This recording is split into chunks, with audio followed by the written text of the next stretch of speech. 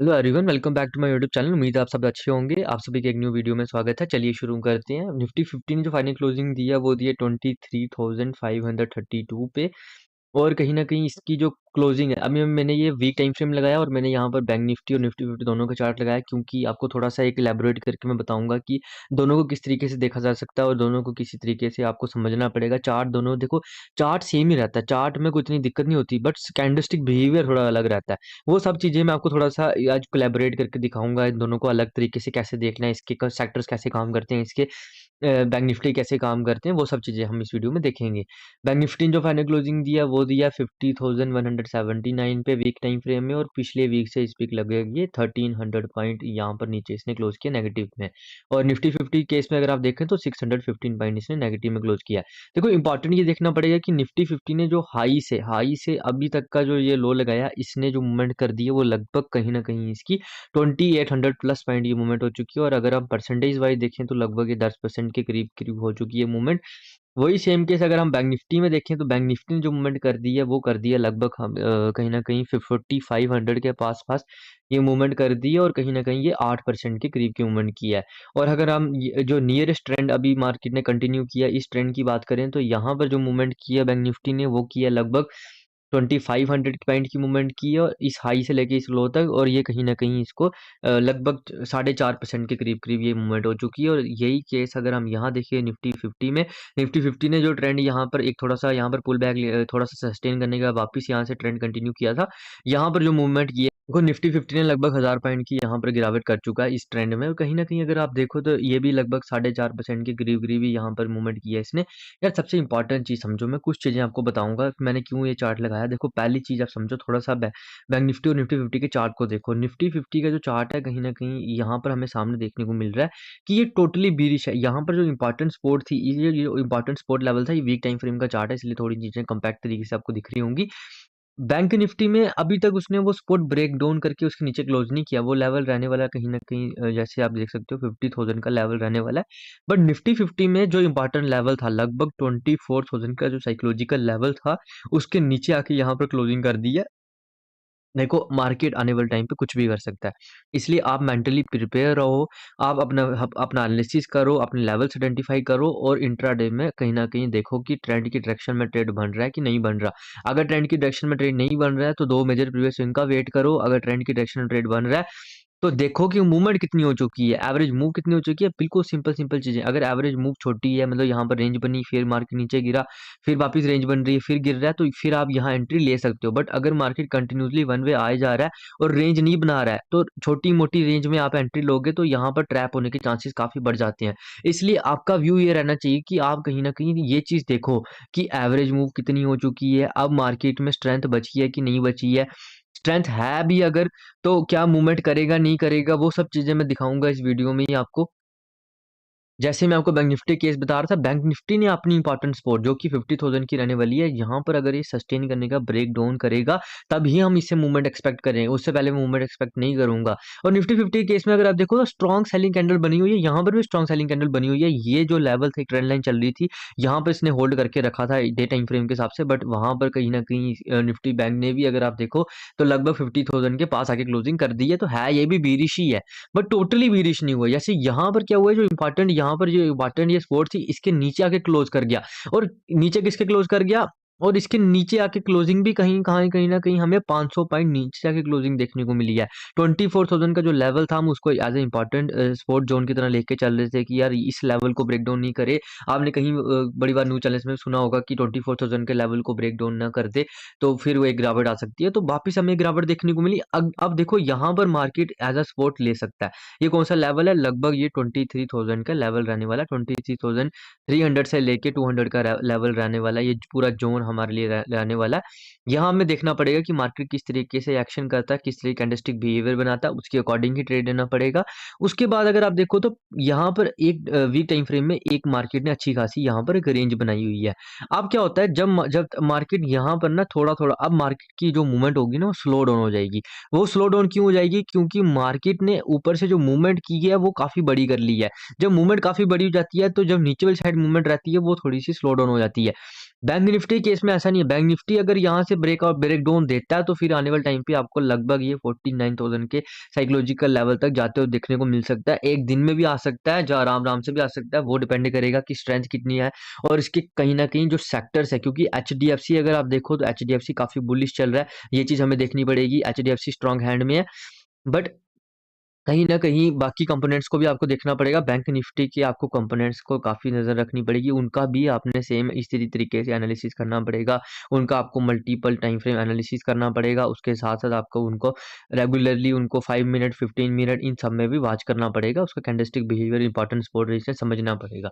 देखो ये सब चीज़ें आप कंसिडरेशन में लोगे तभी आपको चीज़ें समझ आएँगी। निफ्टी 50 केस में क्या है, अभी वीक टाइम फ्रेम में यहाँ पर थोड़ी-सी रेंज बनाई, उसके बाद ब्रेकडाउन करे तब हम मूवमेंट देखेंगे बड़ी। जैसे देखो यहाँ पर क्या हुआ, 2 वीक इसने सस्टेन किया, फिर मूवमेंट की, वापस 2 वीक सस्टेन किया, फिर वापस मूवमेंट की। 1 वे मूवमेंट नहीं आती है। आप ये नहीं सोचो कि मार्केट लगातार गिरता ही गिरता ही गिरता ही जाएगा। मार्केट आएगा, थोड़ा-सा रुकेगा, फिर गिरेगा, फिर रुकेगा, फिर गिरेगा। जब फिर कहीं न कहीं एक बेस बनाने के बाद फिर से अपना ट्रेंड कहीं न कहीं वापस चेंज करके फिर से ऊपर वाली साइड चला जाएगा। मार्केट की ऐसी ही चाल रहती है। काफ़ी लोग क्या होता है, जो रिटेलर होते हैं वो सोचते हैं कि अब इतनी गिरावट हो गई है, अब मार्केट कहीं न कहीं पॉजिटिव नहीं हो पाएगा। जब उनका माइंडसेट क्या होता है कि पूरा सोचते हैं कि मार्केट अब गिरने वाला है, गिरने वाला है, गिरने वाला है, मार्केट और नीचे जाएगा। मार्केट वहीं से रिकवरी लेके कहीं न कहीं आस्ता-आस्ता ऊपर आना शुरू हो जाता है। और जो प्रोफेशनल ट्रेडर हैं वो ये देख लेते हैं कि भाई मूवमेंट बहुत बड़ी हो चुकी है, तो वो अपनी क्वांटिटी साइज़ क्या कर देते हैं, कम कर देते हैं। आप अपनी क्वांटिटी साइज़ कम करते नहीं हो। निफ्टी 50 या बैंक निफ्टी में देखो तो लगभग दोनों में अच्छी खासी मूवमेंट हो चुकी है।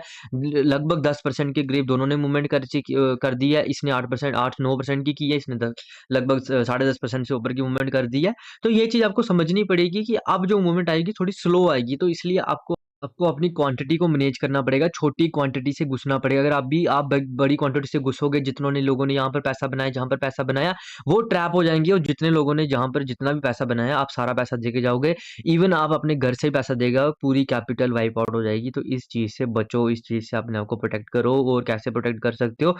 अपनी क्वांटिटी को मैनेज करके, रिस्क मैनेजमेंट को मैनेज करके, अपने टेक्निकल्स को अच्छे से सुधार के और माइंडसेट पे कंटिन्यूअसली काम करके। मैं आपको हमेशा बोलता हूँ कि मार्केट ऐसी जगह है जहाँ पर कभी भी कुछ भी हो सकता है और ये गैम्बलिंग से भी खतरनाक है। ये चीज़ आपको मैं समझाऊँगा। फिलहाल अभी हम चलते हैं वन डे टाइम फ्रेम में। वन डे टाइम फ्रेम देखते हैं दोनों किस तरीके से ट्रेड कर रहे हैं। निफ्टी 50 के केस में अगर देखो तो थोड़ा-सा, जैसे मैंने आपको बताया, बैंक निफ्टी तो एक इंपॉर्टेंट सपोर्ट के पास है, इंपॉर्टेंट सपोर्ट ज़ोन के पास है।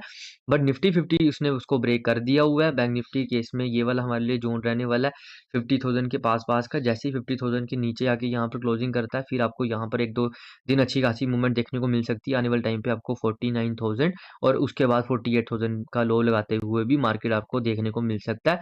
बस शर्त ये रहेगी कि देखो कंपोनेंट्स, और कहीं न कहीं आपको ये एक्सपेक्ट करके नहीं चलना, मार्केट कुछ भी कर सकता है क्योंकि मूवमेंट काफ़ी बड़ी हो चुकी है।